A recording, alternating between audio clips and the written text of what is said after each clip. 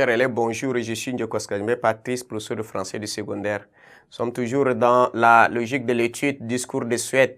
Nous avons eu déjà à parcourir le discours du 10 décembre 1957 à l'hôtel de ville de Stockholm.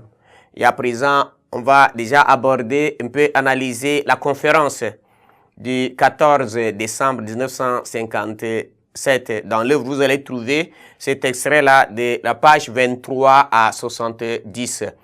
Et pour l'analyser, vous savez, la conférence que donne Albert Camus, ici, dont nous allons étudier ici, il a donné donc dans le grand amphithéâtre de l'université d'Uppsala en 1957, et notamment le 14 décembre.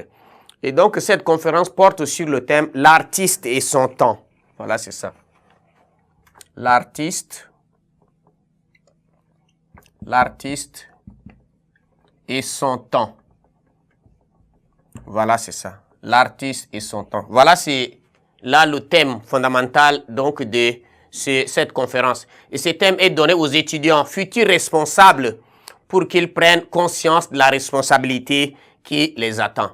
Et donc, vous savez bien que nous vivons une époque troublée, marquée par la généralisation des comportements cruels et des crises de valeurs telles que les guerres, la misère, le chômage, la corruption, le favoritisme, le terrorisme, le génocide, l'injustice sociale, la mauvaise gouvernance, l'exploitation de l'homme par l'homme, trafic des êtres humains, les crises financières, vous voyez ça. Et donc pour Albert Camus, devant ces situations, il est difficile pour un écrivain d'être indifférent, vous voyez ça, d'être indifférent. Donc il est aujourd'hui embarqué, vous voyez ce qu'on dit, il ne doit pas être indifférent. Vous savez, dans cette même logique déplorant l'indifférence des intellectuels, Aimé Césaire va dire, je considère d'abord que l'intellectuel ait un peu conscience de la collectivité. Vous voyez ça? C'est une personne qui sert un certain nombre de valeurs. Et au cœur des valeurs qui sont au centre de sa lutte là, il y a la justice, il y a l'homme et la vérité. Voilà, c'est ça. Et donc, Albert Camus va dire que l'écrivain ou l'artiste est aujourd'hui embarqué. Voilà, c'est ça son terme. Il est embarqué. On parle de l'embarquement dans l'avion. Il est embarqué. Voilà ce qu'il va dire. Donc, il va dire que la possibilité de choisir comme autrefois lui a été enlevée. On ne peut plus choisir. On est dans une situation en ébullition, en vive agitation, et nous sommes obligés de nous embarquer avec ceux-là qui souffrent. Donc, l'écrivain est tenu de créer, tout en sachant que créer aujourd'hui est un risque considérable, comme nous l'avons dit. Défendre, c'est un risque.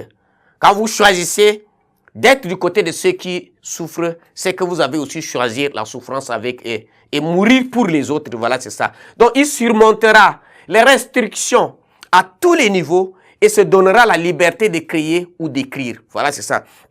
Et il va dire que si hier, l'artiste prenait l'habitude d'être spectateur des scènes horribles qu'offrent les bourreaux de la planète aujourd'hui, il fait partie intégrante des victimes. Voilà, c'est ça. Il se reconnaît dans tous ceux qui souffrent.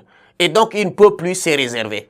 Et donc, tellement les misérables, les opprimés sont nombreux. Et donc, l'artiste ne peut pas les oublier. L'art doit être au service de ceux-là. Et devant cette responsabilité, l'artiste se présente comme un créateur qui a foi en son travail. Et c'est là où il va dire que tant qu'un homme reste fidèle à lui-même, tout abonde dans son sens.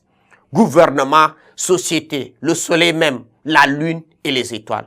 Voilà, c'est ce qui dira l'autre, disons, l'écrivain, un écrivain américain du XXe siècle. Voilà. Donc, vous devez comprendre que l'engagement ici, c'est une obligation pour tout intellectuel. Hein? Tout intellectuel, vu le problème qui se pose là. Et comme nous sommes dotés de la sensibilité, nous sommes interpellés. On n'a pas le choix de rester. Mais notre vie ne vaut pas plus que la vie des autres. C'est pourquoi certaines personnes arrivent à consentir un sacrifice pour sauver le plus de vies. Une seule personne qui se sacrifie pour les autres, voilà, c'est ça. Et le sang, même qui va couler, peut déjà être utile pour les autres. Voilà, c'est ce qui engage des personnes à pouvoir se mettre là. Donc voilà, comme les étudiants qui sont les futurs cadres, les futurs responsables, Camus essaie donc de leur mettre devant la responsabilité qui les attend. Puisqu'il y a un problème. Et il leur appartient déjà de donner une nouvelle image, ou soit de s'engager en dépit de tout à la consolidation donc de l'humanisme de manière générale. Merci de votre attention.